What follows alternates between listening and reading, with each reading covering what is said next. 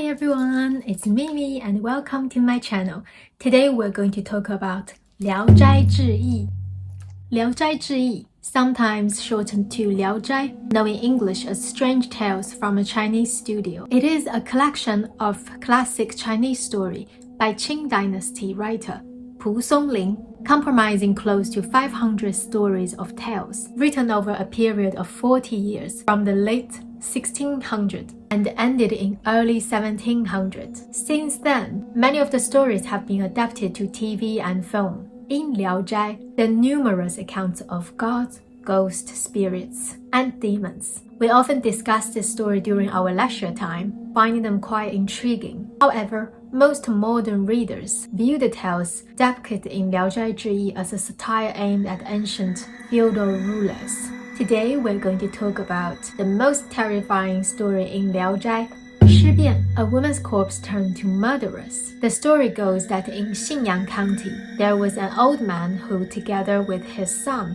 ran a roadside inn where travelers and merchants would stop to rest. In Xinyang County, there were 4 cart drivers who frequently stayed at his inn. One day, just as the sun was about to set, the 4 drivers arrived at the inn again. However, on that particular day, the inn was unusually full since there was no other place nearby. The drivers insisted on staying to see that they were regular customers. The old man agreed to help them find a place. In the end, the old man told the cart driver that there was a particularly one room left. However, where they dare to stay in, it would depend on their courage. 时翁有子父心死，停尸室中，子出垢才，目未归. In that room lay the body of the old man's daughter-in-law, who had recently passed away. His son had gone to buy a coffin and hadn't returned yet. Given the situation, if the 4 cart driver didn't mind, they could stay in the room where the body was kept. Understanding that this was the only option and feeling confident,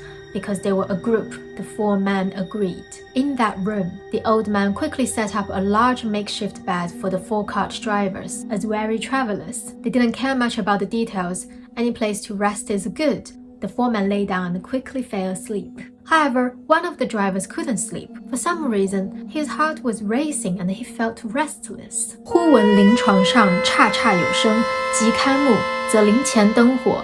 赵氏甚了. He suddenly heard a scratch sound coming from the direction to the coffin. He quickly opened his eyes and saw that the lamps near the coffin were burning brightly, allowing him to see everything clearly. He watched in horror as the female corpse lifted the covers, got out of the coffin, and slowly made her way into their room. The female corpse's face had a pale golden hue, and a silk ribbon was tied around her forehead. She approached the bed and then bent down, blowing 3 breaths on each person. The guest was terrified, fearing she would blow on him as well, so he quietly covered his head with a blanket and held his breath, listening intently. Before long, the corpse came over and, just as with the others, blew 3 breaths on him too. He felt the corpse leave the room, and after hearing the rustling of paper covering, he cautiously peeked. The corpse was lying back in the coffin, just as she had been before. Terrified, he didn't dare to make a sound and tried to nudge the other 3 men with his foot,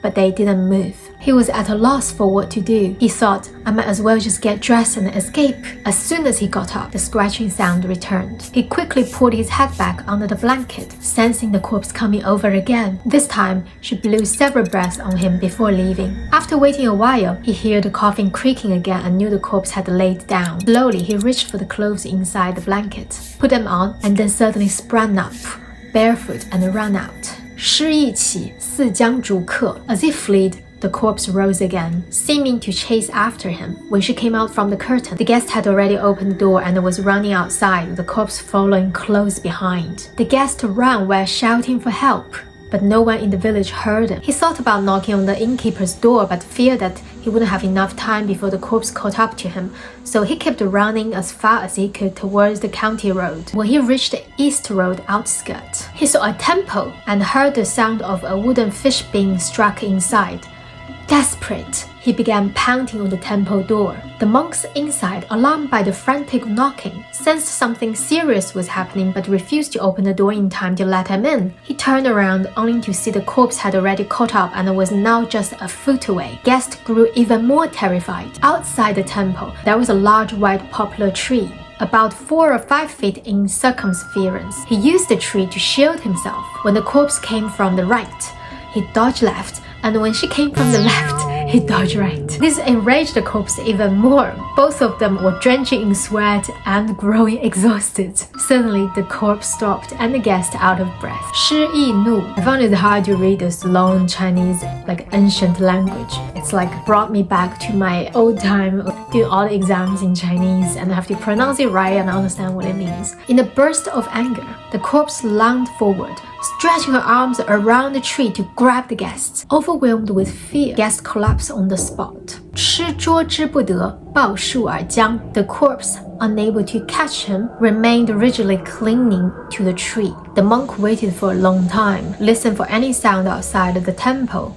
When everything fell silent, he slowly walked out of the temple. He saw the guest lying on the ground, and when he held up his lamp, he realized the guest was already dead. However, upon feeling his chest, he still detected a faint heartbeat. The monk carried him back to the temple, and after a whole night, the guest finally woke up. After drinking some soup, the monk asked him what had happened. The guest told the story in full. By this time, the temple bell rang for the morning, and the sky just began to brighten. The monk went outside, and as he expected, saw the female corpse still standing stiff by the tree. The monk was terrified and immediately reported to the county official. The county official came personally to inspect the body. He ordered people to pull the corpse's hands free from the tree, but they couldn't. 审地之，则左右四指并卷入钩，入目莫甲. Upon closer inspection, the 4 fingers of the corpse's hands were deeply embedded into the tree like steel hooks, and even her nail had piercing in the bark. After all the men used their strength to pull, they finally managed to free her hands. The marks left by her nails were as if they had been carved into the tree. The county official instructed the guards to require at the old man's inn, where they learned that the corpse was missing and the other 3 guests who had stayed there were dead. People were already gossiping about the deaths. The guards explained the situation to the old man, who then followed them to the temple, where they retrieved the corpse. The guest, crying, said to the county official, "We 4 left together and now I'm the only one returned. How can I convince the village?" County official wrote a letter to the certification for him and gave him some silver to help him on his way back. Some people believe that this story is actually a murder case. The 3 cart drivers who were killed by the female corpse have been murdered by the surviving cart driver. As for the motive for the murder, it was undoubtedly money. At the time, it was quite possible that these car drivers were involved in unsavory activities under the guise of transporting goods for others. Such things still happening today. Truck drivers had often found smuggling goods. While the 4 car drivers were likely involved, it was grave robbing. Someone might be wondering what they could have used for a female corpse. Considering the rural customs of marriages with the deceased, a body like this could potentially fetch a good price. The timing of their stay was also suspicious convenient. There were no other guests, yet they insisted on staying. Ultimately, they stole the corpse, but during the division of the loot, a dispute arose. The surviving driver somehow killed the other 3, like using poison or something similar method. After killing other drivers, the surviving one set out on his journey with the spoils, namely the body of the old man's daughter-in-law. After this point, he dared not travel on the main road, choosing instead the less frequent path. At this point, perhaps due to the guilt after committing the murder, the surviving cart driver began to have hallucinations. Although it was he who was carrying the corpse on his journey, he felt as if the corpse had come to life and was chasing after him. Exhausted, the driver eventually leaned against a tree, placing the corpse beside him. When daylight came, he regained some clarity. Faced with the town people's questioning, he made this story. Surprisingly, the county magistrate did not participate in the investigation and actually believed his ghost tale, and also gave him some money. The common people are the easiest to fall for rumors, especially when it comes to ghostly or supernatural events. After all, such a thing is rarely happening in their daily lives, and since the surviving cart driver's explanation seems plausible, the story spread very quickly. Thank you so much for watching my video. Bye bye!